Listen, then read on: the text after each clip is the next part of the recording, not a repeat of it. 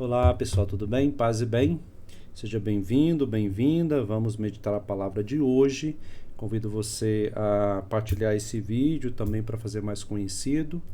Aqui nós meditamos a palavra durante o dia e também nós temos algumas vezes por semana temos aprofundamentos na espiritualidade e na mística cristã. Francisco de Assis, Thomas Mertos e também um curso que vai começar dia 6.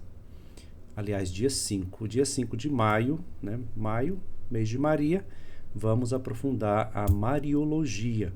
Então, as primeiras aulas vão estar aqui, já tem uma aí já engatilhada, para o dia 5 às 8 da noite, viu? Dia 5 às 8 da noite, então não perca essa aula de Mariologia. Muito bem, vamos lá. Hoje, estamos nestas... segunda semana do tempo pascal, que dia que é hoje? Que dia que é hoje? Dia 2 de maio, sexta-feira. Muito bem, vamos lá. O Evangelho, João, capítulo 6, de 1 a 15. Vamos escutar. Naquele tempo, Jesus foi para o outro lado do mar da Galileia, também chamado Tiberíades. Uma grande multidão o seguia, porque via os sinais que ele operava a favor dos doentes. Jesus subiu ao monte e sentou-se aí com seus discípulos. Estava próximo a Páscoa, a festa dos judeus. Levantando os olhos e vendo que uma grande multidão estava vindo ao seu encontro, Jesus disse a Filipe: Onde vamos procurar pão para que eles possam comer? Disse isso para pô-lo à prova, pois ele mesmo sabia muito bem o que ia fazer. Felipe respondeu: Nem 200 moedas de prata bastariam para dar um pedaço de pão a cada um. Um dos discípulos, André, irmão de Simão Pedro, disse: Está aqui um menino com 5 pães de cevada e 2 peixes. Mas o que é isso para tanta gente? Jesus disse: Fazei sentar as pessoas. Havia muita relva naquele lugar e lá se sentaram aproximadamente 5.000 homens. Jesus tomou os pães, deu graças, distribuiu-os aos que estavam sentados, tanto quanto queriam, e o fez o mesmo com os peixes. Quando todos ficaram satisfeitos, Jesus disse aos discípulos: Recolhei os pedaços que sobraram para que nada se perca. Recolheram os pedaços e encheram 12 cestos com as sobras dos 5 pães, deixados pelos que haviam comido. Vendo o sinal que Jesus tinha realizado, aqueles homens exclamavam: Este é verdadeiramente o profeta, aquele que deve vir ao mundo. Mas quando notou que estavam querendo levá-lo para proclamá-lo rei, Jesus retirou-se de novo sozinho para o monte. Palavra da salvação. Muito bem, alguns destaques aí para ajudar na sua meditação, tá? E novamente, vocês aqui já estão no canal, já conhecem, nunca fique somente com a reflexão de algum pregador, algum influencer da internet, tá, gente? Por favor, nós somos chamados à autonomia no sentido não egoísta, né? Mas da maturidade no espírito. Se nós ficarmos eternamente, simplesmente ouvindo o pregador e nós não fazemos as nossas meditações, nós ficamos anêmicos, ficamos infantis na fé. Muito bem, alguns pontos aí para alimentar a sua reflexão. Jesus foi para o outro lado. Essa coisa de noite, outro lado, né? A Bíblia traz muito isso, né? Atravessaram o mar, foram para o outro lado, foram para outra margem. Então, sempre é lidar com algo diferente, né? Lidar com algo diferente. E uma grande multidão o seguia. Ele sentou aí com seus discípulos. Então, o discípulo está fazendo o quê? Aprendendo. Os discípulos, né, estão no discipulado do Senhor. E aí vem essa provocação de Jesus.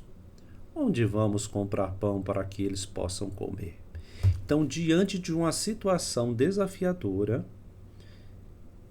Jesus coloca essa pergunta para Filipe.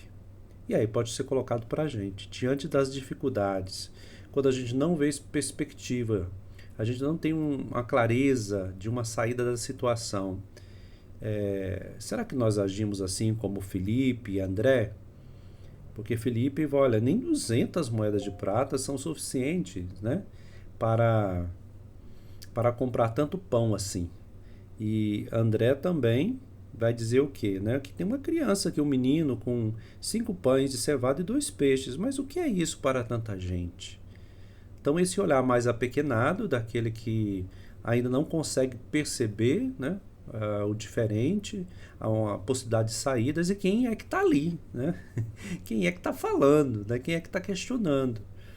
Então os discípulos estão aprendendo, assim também somos nós, né? Diante dos limites da vida, diante dos sofrimentos, será que também a gente tende a perder assim a esperança ou duvidar, né? Duvidar que existe uma saída, que a gente pode fazer a nossa parte, que é possível encontrar no meio dessa multidão algum sinal, né? Algum, nem que seja mínimo. Aqui eu lembro de Francisco de Assis, né? Quer crescer? Então faça poucas coisas, mas as faça bem. Né? Francisco de Assis tinha isto. Não sei se vocês têm notado, eu tenho preocupado com isso, e um dia desse eu vou fazer uma live aqui, talvez semana que vem na outra, eu aviso vocês, sobre essa questão que nós temos hoje aqui na internet, bem comum isso aqui, viu? Quando tem um católico assim que quer, não, agora eu quero ser um melhor católico, agora eu quero, e aí começa a botar muitas coisas, né? Aí ele quer acordar de madrugada, aí ele quer rezar o rosário todo dia, aí ele quer, né? Mas de uma vez assim, no supetão, como diz aqui, né? De uma vez só, assim, né? E às vezes não analisa direito, né, a condição, não analisa às vezes o próprio estado de vida, não analisa a própria caminhada, e às vezes nem percebe que não tem essa força suficiente inicial. E às vezes faz só por quantidade e não por qualidade. E fica achando que a oração é uma produção. Quanto mais eu rezo, melhor eu fico, né? Então eu saí com uma pessoa um dia e essa pessoa, ela não parava de rezar o terço, né? Tava somente eu e ele no carro, a gente ia indo para uma pastoral, e ele não parava de rezar o terço, né? Aí você falava assim para ele, mas Frei, mas isso é bonito, isso é bonito. Como assim bonito, né? Porque nós estamos indo fazer um serviço, um trabalho, e está ali 2 pessoas no carro, né? E já tínhamos feito as nossas orações pela manhã, né? Não, mas é porque a pessoa não tinha tempo e ela tinha que cumprir o terço, né? Então você imagina a situação, né? Então essa produção em excesso, né? Então o que é isso? Então eu vou só tem aqui um pouquinho de pães e peixes, né? Muito pouco, né? Não, começa pelo pouco, né? É esse sinal, um pequeno sinal que depois vai ser multiplicado. Então faça poucas coisas, mas faça bem. A gente pode pensar no quesito oração, se eu rezo um Pai Nosso, um terço bem rezado, e rezo um rosário assim no meio da rua, dirigindo, né? O que realmente é a contemplação? O que é realmente a parada? É uma coisa para a gente pensar. Aqui sem julgamento, tá, gente? Só para a gente refletir um pouco. Não estou dizendo quem está errado, quem está certo, mas essa mentalidade da produção em alta escala, né? Talvez seja isso aqui que a gente pode comparar, né? Do que André e Felipe também aqui estão pensando, né? Olha, não tem nada aqui, só tem uns negocinhos aqui, né? Mas é o Senhor que multiplica. A graça é dele, não a produção nossa, né? Então a graça é dele. Então se rezamos, vamos dizer assim, poucas palavras, ou se nós rezamos o rosário, rezemos com confiança, né?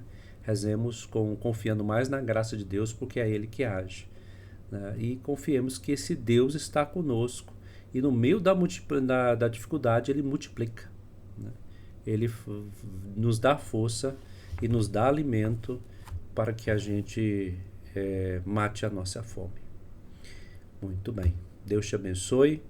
E curta aí o vídeo, partilhe, tá, gente? Se você foi perseverante até agora, muito bem. É assim mesmo, né? Aqui no YouTube, às vezes, né? Nós temos esses vídeos mais longos, que é justamente para a gente refletir um pouco. Mais longo aqui, máximo 10 minutos, a gente partilhando a palavra de Deus. Mas partilhe esse vídeo, curta o vídeo para que possa ser mais divulgado a espiritualidade, a mística cristã e a palavra de Deus. Paz e bem, até mais. Tchau.